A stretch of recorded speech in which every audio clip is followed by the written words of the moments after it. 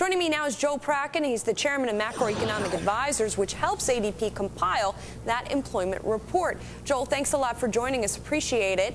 So, thanks for having me. I mean, should we be excited that it's a smaller number of job losses here? Well, look, you can't be excited knowing that 169,000 Americans lost their jobs last month. But as you pointed out, the numbers are moving in the right direction in the sense that earlier this year, the job losses were close to 700,000 a month, and now they're less than 200,000 a month. And in most of the sectors that we looked at, the monthly job losses in November are the smallest since the middle of last summer. So things are at least moving in the right direction. But I can't say that I'm excited about a number that shows this many Americans out of work. Well, when I was looking also at the different sizes of firms that you surveyed, that's what I thought was really interesting, because the biggest losses, 68,000, was in small businesses. Is that is that an alarming sign to you that those folks are doing the worst? Well, the pattern in small business payroll employment over the last year and a half has actually been quite interesting.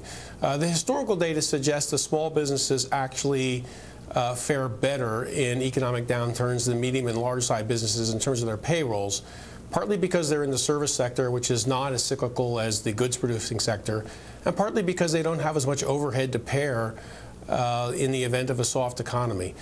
Now, late last year, small businesses actually were holding on to their employees pretty tightly, but around the time of the Lehman demise, it seems to me that a sort of major event occurred in the minds of small business owners. I think they realized that financing was going to get a lot tighter, and maybe the recession was deep enough that the holiday season wouldn't bail them out.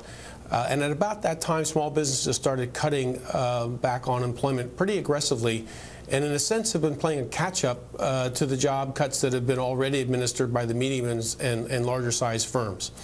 I'm sorry, Julie, go ahead. So, I'm sorry, is this a trend that we have then seen month after month, that they're steeper on the small end? Well, early in the recession, no. I mean more later, recently. Yeah, later in the recession, it has in fact turned that way. Now, I expect that as the economy improves and employment finally starts to rise, that what you'll see is a pretty nice recovery in small business employment. Joel, it's interesting, though, because you see at least some signs of life, at least a heartbeat in manufacturing, housing, and other parts of the economy, and you still see, as you mentioned, Americans out of work. What gives? Well, it is important to remember that employment is a lagging indicator of economic growth. That is, and we do hear that a lot, but it's not a lagging indicator for those millions of Americans who are out of work. No, it's definitely not. But the way to think about it is this: that technically the recession is over because now GDP is expanding, but the turn in employment is going to lag the turn in GDP. By several months, six or 7 months, I would say.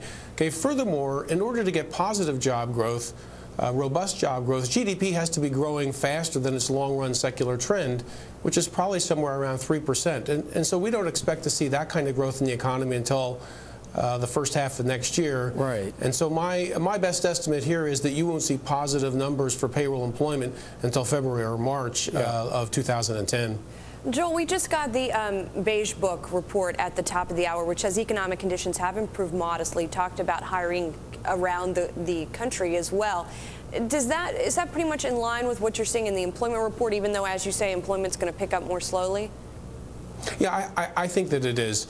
We know from tracking GDP at the monthly frequency that we're 3 or 4 months now into a rise in GDP, but it's not been a robust rise, and it's been spotty geographically, and it's been spotty by industry.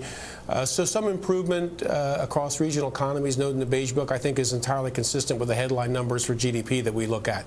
Joel Prakken, thanks a lot for joining us. Joel is with Macroeconomic Advisers.